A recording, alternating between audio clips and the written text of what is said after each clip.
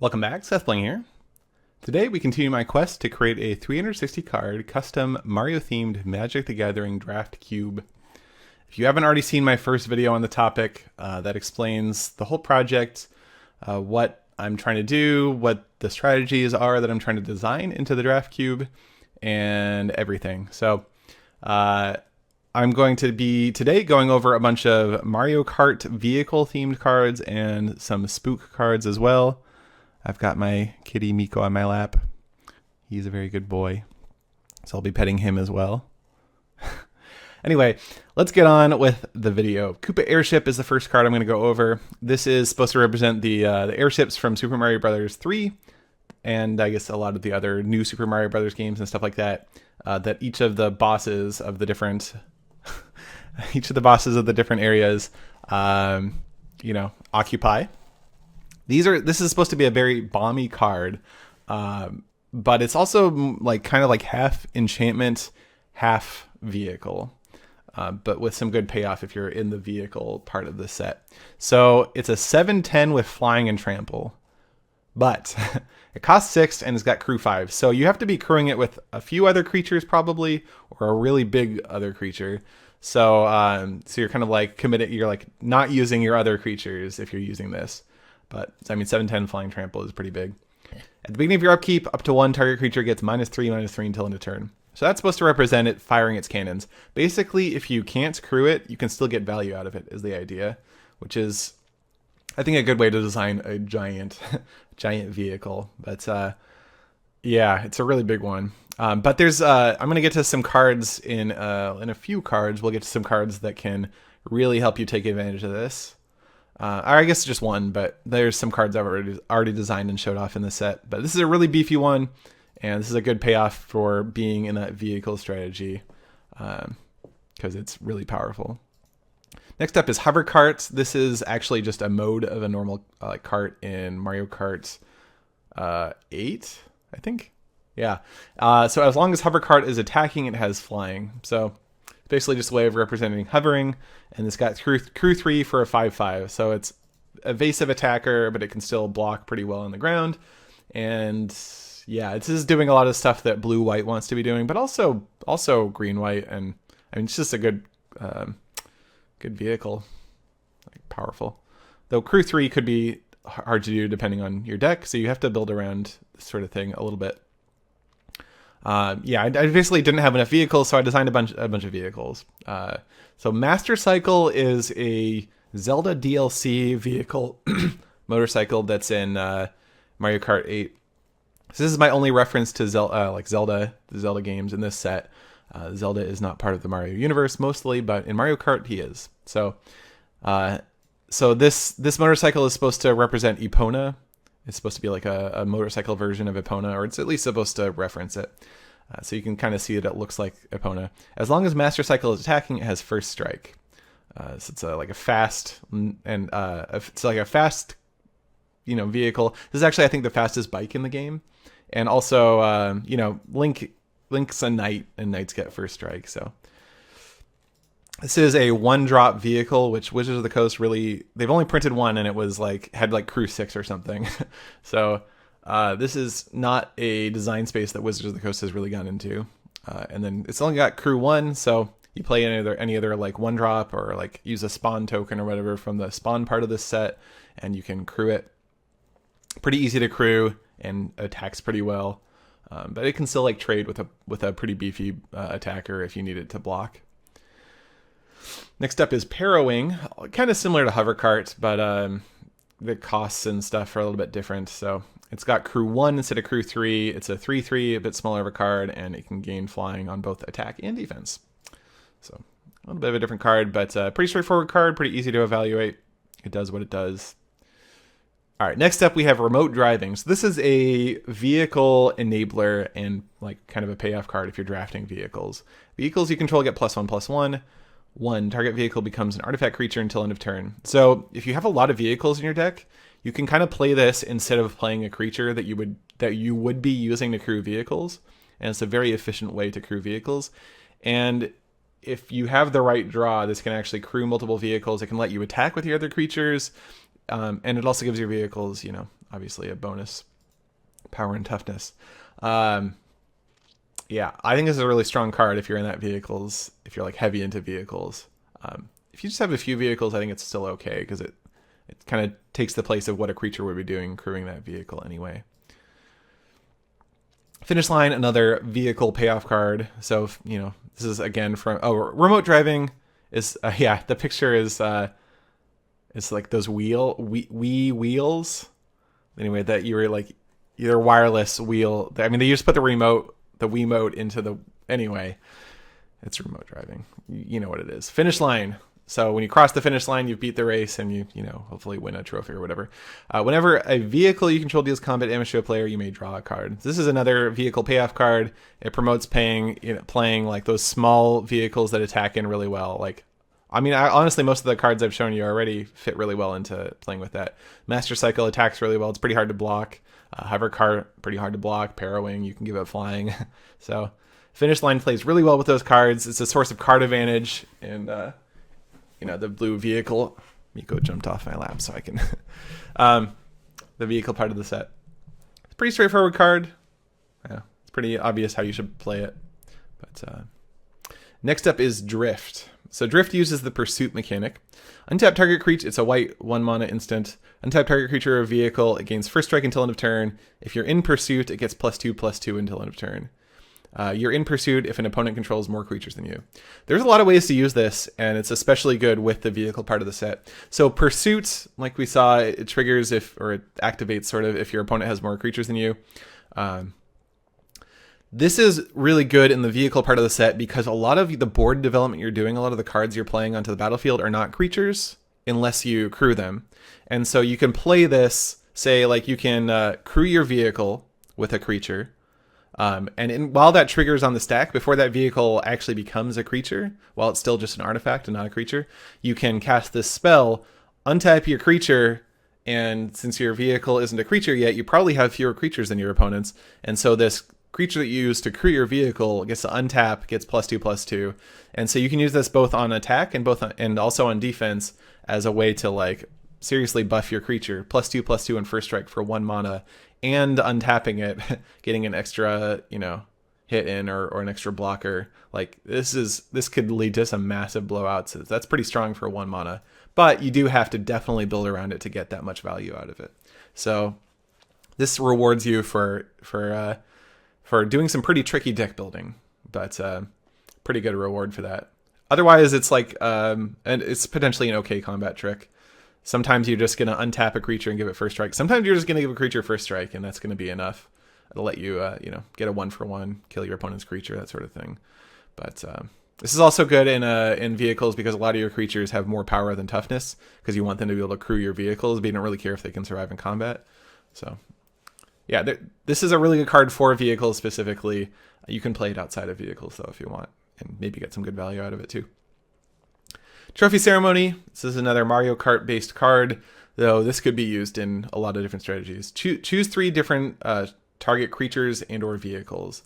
They gain lifelink until end of turn. Choose a different mode for each target. It gets +1/+1 until end of turn. It gets +2/+2 until end of turn. It gets +3/+3 until end of turn. So this is actually a way of templating a card that Wizards of the Coast has never used. This I actually saw this text in a Great Designer Search submission, Great Designer Search 3, which is like a competition that Wizards of the Coast holds in order to basically find an intern, a new like magic card design intern. And I saw it and I thought it was really elegant wording. They've printed cards like this before, and usually it's one giant chunk of text that like says, you know, target creature gets +1/+1 until end of turn. Another target creature gets +2/+2 until end of turn. A third target creature gets +3/+3 until end of turn. They gain lifelink until end of turn. Like, but as one giant like wall of text, it's a lot harder to read and understand that there's like the parallel nature of this card. Whereas the way it's worded, you get to visually see the like there's the 3 creatures are basically all getting the same thing. And you can, you can see that the lifelink applies to all of them, but the buff that they get is different.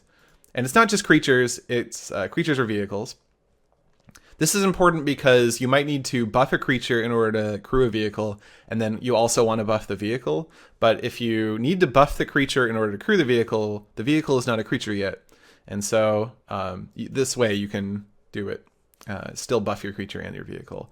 You should note that this requires 3 creatures and/or vehicles to be on the battlefield, and if you only have 1 or 2 creatures or vehicles, you're going to need to target your opponent's creatures or vehicles and give them lifelink and plus whatever. Probably, the smallest one, but so there is a bit of a constraint there. So, but it costs 5 mana. So by the time this is out, there's probably at least 3 creatures and vehicles on the battlefield, and hopefully on your side there are at least 3. So you're getting full value out of this. Can definitely gain a lot of life. Yeah. The one thing that I don't like about templating this way is it's not necessarily obvious that you're choosing which target gets which mode upon casting the spell instead of choosing it upon resolution, like after your opponent has had a chance to respond. But you are choosing which mode goes to which target as you cast the spell before your opponent decides whether or not they want to counter it, that sort of thing. That's how modes work in Magic. Anyway, I think this visual treatment really helps make the card a lot easier to understand versus a giant paragraph that just says all the things. Next up, we have Close Call. I found this sweet art of Waluigi hanging off the edge of a cliff on a double dash cart. So Close Call is a hybrid card, white and black. First of all, if you're in pursuit, draw a card. And of course, you're in pursuit if an opponent controls more creatures than you. Choose up to 1 target creature or vehicle card in your graveyard that was put there from the battlefield this turn. Return it to the battlefield. So basically, it's a way of sort of regenerating a creature or vehicle that died. So the cool thing about this is your creature or vehicle dies, and before it comes back to the battlefield, you get to see if an opponent has more creatures than you. So having the creature die and then come back is a way of actually enabling pursuit and getting extra value out of this card. This could be a 2-for-1, right? You get to draw a card and also get your creature back that died. So that's pretty nice. Yeah, I mean, it's pretty straightforward what this effect does, though. Other than it enables pursuit. It also, you can cast your other pursuit spells or whatever. You let the creature die, cast another card with pursuit, and then you cast this card with pursuit, and you get to get pursuit on both of those cards, which is pretty sweet. Next up, another Mario Kart themed card. This is from a meme, Luigi Death Stare meme. If you haven't seen it, just Google Luigi Death Stare. There's some pretty funny videos of Luigi very seriously looking at the camera as he sabotages another cart. Target player discards 2 cards it's a 3 mana sorcery. Target player discards 2 cards. If you're in pursuit, that player loses 3 life. So pretty straightforward. Target player discards 2 cards is usually not the strongest effect in draft, but there is the ability to also get some life off your opponent too, which I think, I think helps bring the power level of the card up just a little bit. So, yep, pretty straightforward card. Surprise Party. So we're moving on now to a few Ghost House cards. Just, I think, 5, and then that'll be the end of the video. So I found this sweet art and designed a card based on it. Basically, I thought the more ghosts you have, the more scared Luigi is going to be, and maybe he'll have a heart attack. So it's a instant for 2 mana. Target creature gets -2/-2 until end of turn for each spirit creature and or face down creature you control. What face down creatures might you have? Well, if you've been paying attention, you'll know there's this spook mechanic. So spook for a black mana, spook with a black mana alternate cost. So spook is like morph, if you're familiar with that. You may cast this card face down as a 2/2 creature for 3. When this creature dies while face down, exile it. You may cast it later from exile for its spook cost. So with a morph, you get to play it face down as a 2/2, and then you can spend the morph cost to turn it face up from the battlefield. With spook, you can't turn it face up from the battlefield. It has to die before you can cast it for its spook cost. So once it dies, then it stays exiled and is for the rest of the game, and you can cast it for a reduced cost. So something I like about this card is that it explains to you why the word face down is on here by just the mechanic that has. What face down creatures might there be in the set? Well, card with spook. This is a payoff for being in the pretty heavy in the Ghost House shard, having a lot of face down creatures, having a lot of spirits, which are a lot of the face down creatures in this set are spirits. They turn into spirits. We'll see one in 2 cards. It's a spirit hound. So there's a lot of spirits in this set in the Ghost House shard, and so this really rewards you for being heavy in that shard. Another spook card, Frighten the Plumber. Black, blue, return target creature to its owner's hand. Its controller discards a card. You'll note this is a sorcery, so it's not really a combat trick or anything, but it is, it's not, yeah, like bounce spells are usually like card disadvantage because, you know, they still get to keep the card. They can cast it later. This one makes your opponent discard a card. So if they don't have any cards in their hand, this is just a removal spell. If they do have cards in their hand, it's both like a tempo spell and a, you know, card neutral spell. But it's also got spook. So if your opponent doesn't have any creatures that you really want to bounce, you can always play this face down as a 2/2, and then still cast it later. And I like this art. Again, this is another card I kind of designed based on the art, but I think it fits well into the set. You can also bounce your own creature if you want to get value, but it's going to make you discard a card. If your opponent has stolen your creature, this gives you extra value, right? If they steal your creature, you can return it to your hand, but they still discard a card. So that's pretty sweet. Polterpup, here's one of those spirits I was talking about. So Polterpup is a ghost, but it's actually kind of a friendly ghost.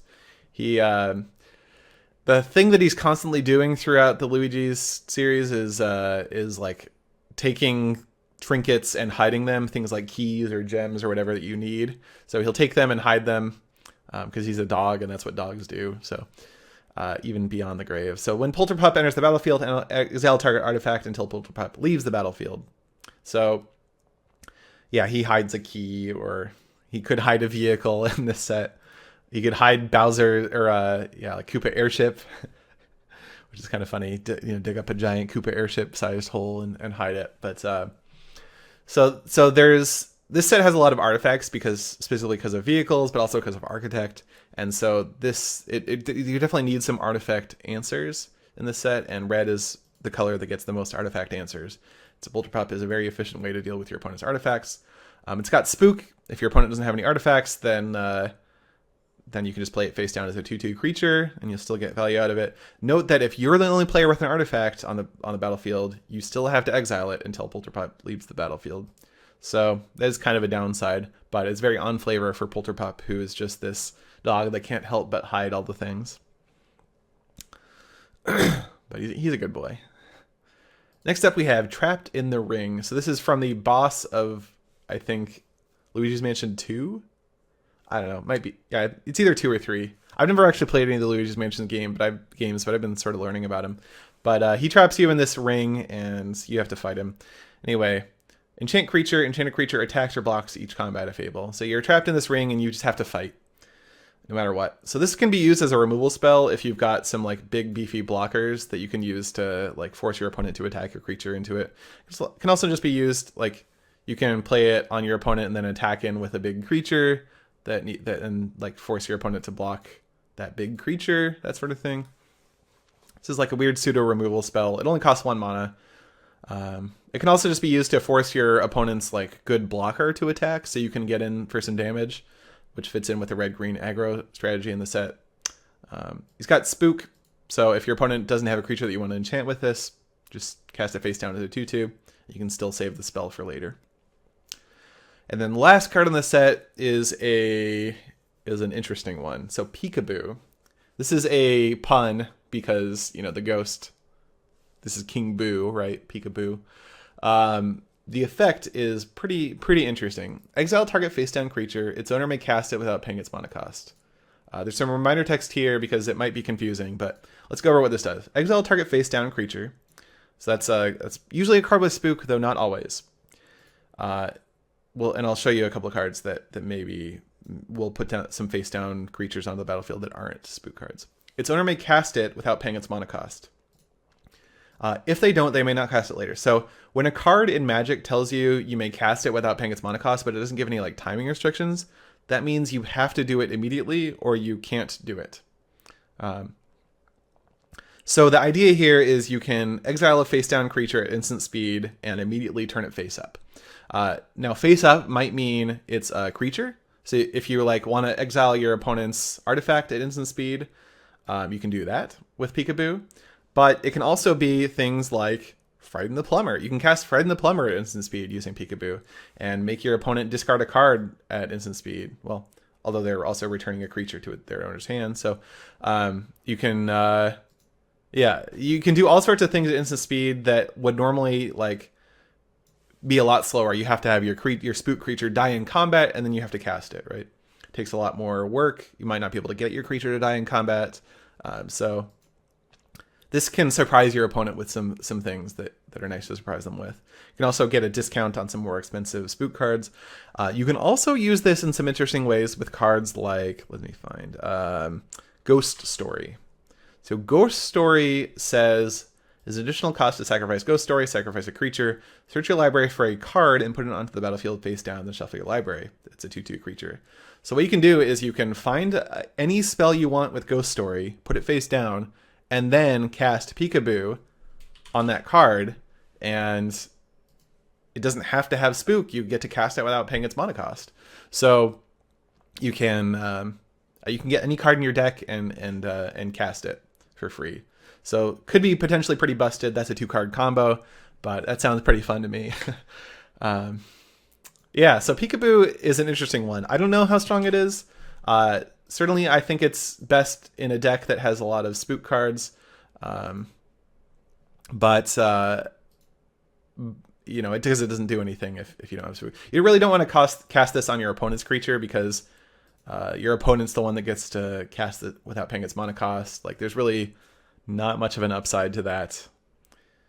There potentially could be if they have like a spook card that's face down that like doesn't have any legal targets or something for on its like front side, but you really have no way of knowing whether it's that card, like a card that doesn't have any legal targets or something. You can force them to cast a spell that they might not want to cast, but it's a little risky to do that if you don't know what that face down creature is. So yeah, this is really only a spell you'll want to cast on your own creatures, your own face down creatures most of the time. It's an interesting one though, and I love that it's a pun. This is all based on a pun. I wouldn't have designed this card probably if I didn't have this pun to design around. Maybe I would have actually. Anyway, all right, that's it for the cards I've designed since the last few videos. This was a part of a 3 recording series. I recorded all 3 of these videos all at the same time. Let me just take a moment and talk about, you know, if you want to get more involved in this, I'm streaming a lot of this card design and playtesting and stuff on Twitch. So give me a follow on Twitch or on Twitter if you want to know when I'm going live. And you can participate in both the design process and playtests. I've been playtesting against viewers. That's been really fun and really helpful. Reddit.com/r/Mario the Gathering if you want to suggest some cards or see what other people are suggesting, or just talk about the set, talk about your feedback for the set. Maybe you've done some play testing and you want to talk about that. I've been reading all of the posts there. I hope you guys are really enjoying this. I'm having a lot of fun, and as it gets closer to completion and I'm starting to be able to actually play test it, it's really satisfying because actually the set is turning out pretty fun. Like, just doing a couple drafts and some play tests has been really fun. So that's about it. Thanks for watching.